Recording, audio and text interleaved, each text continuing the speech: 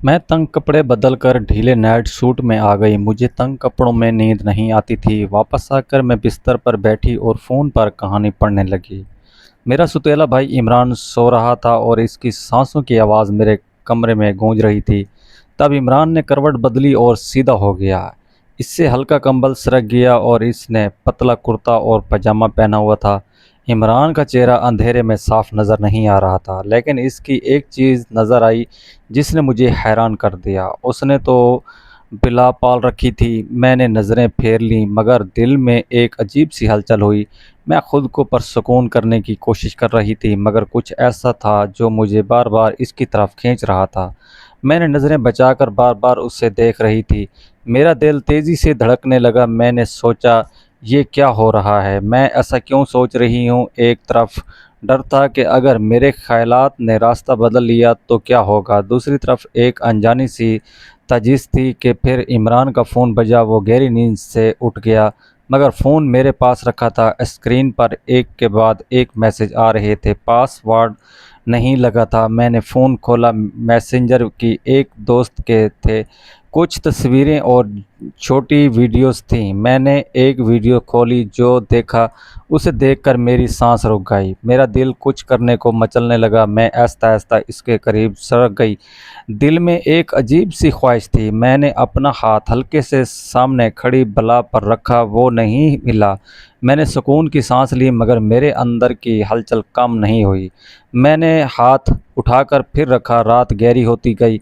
जैसे जैसे रात गहरी होती जा रही थी, मेरी तलब भी इजाफा हो रहा था और मेरा खुद पर कंट्रोल कम होता जा रहा था और मेरी दिलेरी में इजाफा होता जा रहा था। इमरान थोड़ा सा हिला। मेरा हाथ वहीं रुक गया, मगर मैंने हाथ पीछे नहीं किया। फिर इमरान की आंखें खुल गईं। मैंने फ़ौरन नज़रें फेर लीं और सोने का नाटक किया। शायद इमरान समझ गया था। उसने मेरे हाथ पर अपना हाथ रखा और ये कहानी। दोस्तों, मेरा नाम हिना है। मैं 19 साल की हूँ और लाहौर शहर में रहती हूँ। मैं एक कॉलेज में प्रोफ़ेसर हूँ और उर्दू अदब पढ़ाती हूँ। मेरी ज़िंदगी बाहर से बिल्कुल आम है, लेकिन मेरे अंदर एक दुनिया है जो शायद बाहर वाला कोई नहीं देख सकता। मैं अभी तक गैर शादीशुदा हूँ। शादी के बारे में कभी सोचा भी नहीं, क्योंकि मैं एक बार मोहब्बत में धोखा खा चुकी हूँ। इसका नाम अरशद था। कॉलेज के दिनों में वो हमारी दोस्ती हुई थी, फिर मोहब्बत और सब कुछ जो लड़की के दरमियान में होता है। लेकिन एक दिन पता चला कि वो किसी और लड़की से भी वही बातें करता था जो मुझसे करता था।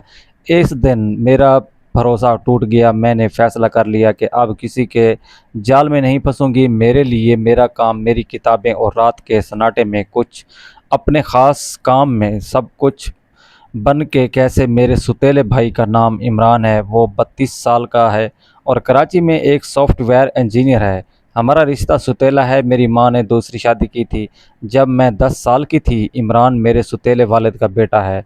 बचपन में हमारी ज़्यादा नहीं बनती थी। वो अपने दोस्तों में मसरूफ़ रहता था और मैं अपनी किताबों में। माँ और इसके वालिद के दरमियान भी ज़्यादा कमजोशी नहीं थी। शायद इसीलिए हमारा रिश्ता भी रस्मी सही रहा। साल में 1-2 बार मुलाकात होती थी, कभी ईद पर, कभी किसी शादी में। इमरान की शादी 4 साल पहले हुई थी, लेकिन पिछले साल इसकी बीवी एक कार हादसे में फ़ौत हो गई। इसके बाद वो काफ़ी बदल गया था। पहले वो हँसता था, बोलता था, अब खामोश रहने लगा। फिर पिछले हफ्ते इसने मुझे फ़ोन किया। इसने कहा, हिना, मैं कुछ दिनों के लिए लाहौर आ रहा हूँ। काम के सिलसिले में एक रात रुकूंगा और तुम्हारे साथ थोड़ा सा वक्त भी गुजार लूँगा। मैंने कहा, आ जाओ, मुझे भी अच्छा लगेगा। मुझे वाक़ई खुशी हुई। आखिर घर का कोई फ़र्द आए तो दिल को सुकून तो मिलता है। वो जुम्मा की दोपहर पहुंचा। मैं कॉलेज से वापस आई तो देखा वो मेरे घर के सोफ़े पर बैठा चाय पी रहा था। इसने मुझे देखकर हल्की सी मुस्कुराहट दी और कहा, क्या हाल है प्रोफ़ेसर साहब? मैंने हंसते हुए जवाब दिया, बस किताबों और बच्चों में ज़िंदगी गुजार रही है। तुम सुनाओ? इसने चाय का कप मेज़ पर रखा और कहा, बस काम और तन्हाई। सोचा काम के बहाने तुमसे मिल लूं। फिर शाम को हमने मिलकर खाना बनाया। मैंने सब्ज़ी, दाल, चावल बनाए। किचन में खड़े खड़े इसने कहा, हिना, तुम अभी वही पुरानी दाल बनाती हो जो मुझे पसंद नहीं थी। मैंने हंसते हुए कहा, और तुम अभी भी वही शिकायत करते हो? जो कुछ बदल लो। खाना खाने के बाद हम लोइंग रूम में बैठ गए और हम लिविंग रूम में बैठे थे। टीवी पर एक पुरानी फ़िल्म चल रही थी। हमने कुछ देर देखी, फिर मैंने कहा चलो छत पर चलते हैं, अच्छी हवा चल रही है। लाहौर की शामें ठंडी और खुशगवार होती हैं। मुझे छत पर बैठना बहुत पसंद है।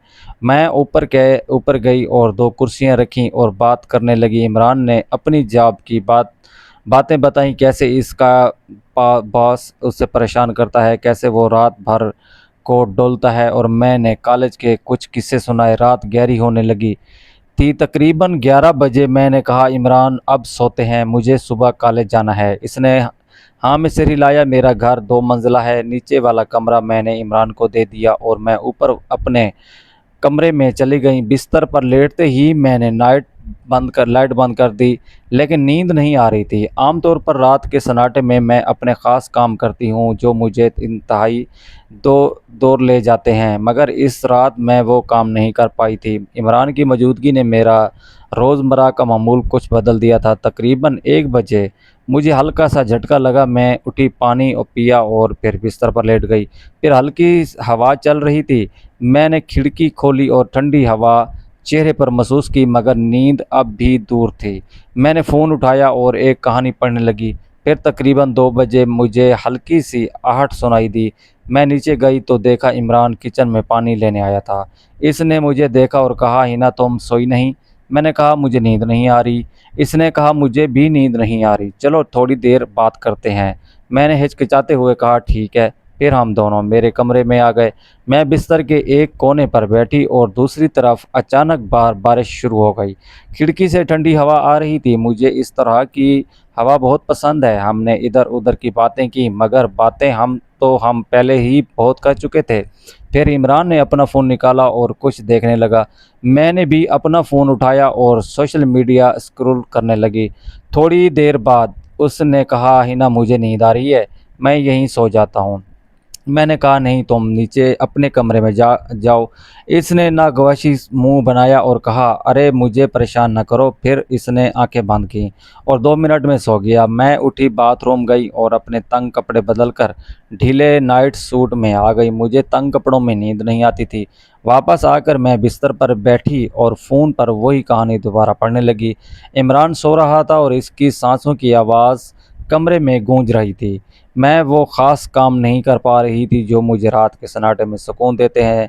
कहानी पढ़ते पढ़ते मेरा दिल इसमें खो गया। इस लड़की की ज़िंदगी मेरे सामने चल रही थी। इसकी तन्हाई और इसकी बेचैनी, सब कुछ मेरे अंदर कुछ हिला रहा था। तब इमरान ने करवट बदली और सीधा हो गया। इससे हल्का कंबल सिरक गया। इसने पतला कुर्ता और पजामा पहना हुआ था। इमरान का चेहरा अंधेरे में साफ नज़र नहीं आ रहा था, लेकिन इसकी एक चीज़ नज़र जिसने मुझे हैरान कर दिया। उसने बला पाल रखी थी। मैंने नज़र फेर ली, मगर दिल में एक अजीब सी हलचल हुई। मैं खुद को परसुकून करने की कोशिश कर रही थी, मगर कुछ ऐसा था जो मुझे बार बार इसकी तरफ खींच रहा था। मैंने नज़रें बचाकर बार बार उसे देख रही थी। मेरा दिल तेज़ी से धड़कने लगा। मैंने सोचा ये क्या हो रहा है, मैं ऐसा क्यों सोच रही हूँ? एक तरफ डर था कि अगर मेरे ख़यालात ने रास्ता बदल लिया तो क्या होगा, दूसरी तरफ मैं अनजानी सी तजीस थी। फिर इमरान का फ़ोन बजा। वो गहरी नींद में था, मगर फ़ोन मेरे पास रखा था। स्क्रीन पर एक बाद मैसेज आ रहे थे। पासवर्ड नहीं था। मैंने फ़ोन खोला। मैसेंजर की एक दोस्त के थे। कुछ तस्वीरें और छोटी वीडियोस थीं। मैंने एक वीडियो खोली, जो देखा उसे देखकर मेरी सांसें रुक गईं। मेरा दिल कुछ करने को मचलने लगा। मैं आहिस्ता-आहिस्ता इसके करीब सरक गई। दिल में एक अजीब सी ख्वाहिश थी। मैंने अपना हाथ हल्के से सामने खड़ा बिला पर रखा। वो नहीं हिला। मैंने सुकून की सांस ली, मगर मेरे अंदर की हलचल कम नहीं हुई। मैंने इसके साथ खेलना शुरू कर दिया। रात गहरी होती गई। इमरान थोड़ा सा हिला और मेरा हाथ वहीं रुक गया, मगर मैं हाथ पीछे नहीं किया। फिर इमरान की आंखें खुल गईं। मैंने फ़ौरन नज़रें फेर लीं और सोने का नाटक किया। इसने कुछ नहीं कहा, बस मुझे देखता रहा। फिर वो उठा और बाथरूम की तरफ चला गया। अगली सुबह मैं जल्दी उठी। रात वाली बात मेरे दिमाग में घूम रही थी। मैंने कॉफ़ी बनाई हुई छत पर चली गई। इमरान अभी सो रहा था। वो तकरीबन 9 बजे उठा और इसने मुझे छत पर देखा और ऊपर आ गया। गुड मॉर्निंग, इसने कहा। इसकी आवाज़ में कोई अजीबपन नहीं था। फिर दिन भर हमने आम बातें की। मैं कॉलेज गई, वो घर रहा। शाम को हम बाज़ार गए मगर मेरे दिल में रात वाली बात बार-बार आ रही थी। इमरान ने मुझे बताया था कि वो 3 से 4 दिन और यहाँ रहने वाला है। ये सुनकर मेरा दिल उदास हो गया क्योंकि रात के सन्नाटे में मुझे किताबें पढ़ना, लिखना और कहानियाँ पढ़ना बहुत अच्छा लगता था। अब 3 से 4 दिन मुझे इस कामों से छुट्टी लेनी पड़ेगी। इमरान 4 दिन तक रहा। हर रात मैं सोचती थी क्या फिर वही होगा, मगर ऐसा नहीं हुआ, कुछ नहीं हुआ।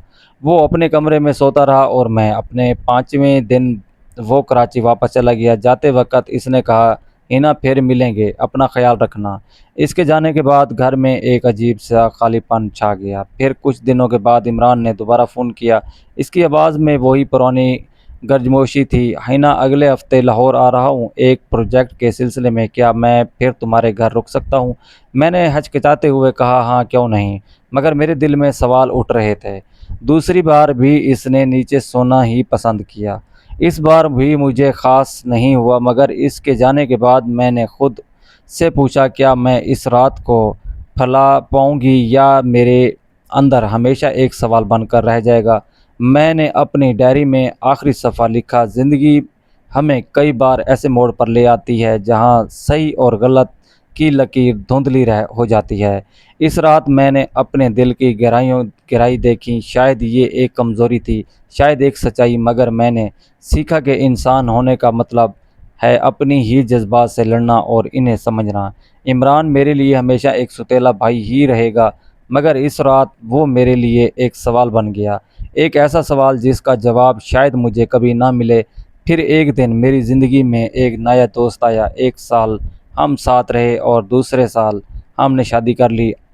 हम खुशी-खुशी रहने लगे। मुझे समझ आ गया कि इंसान की तन्हाई उसे बचा भी सकती है और बर्बाद भी कर सकती है। उम्मीद है दोस्तों आपको कहानी पसंद आई होगी। ऐसी मज़ीद कहानियों के लिए मेरे चैनल को ज़रूर सब्सक्राइब कर लें। शुक्रिया आपका।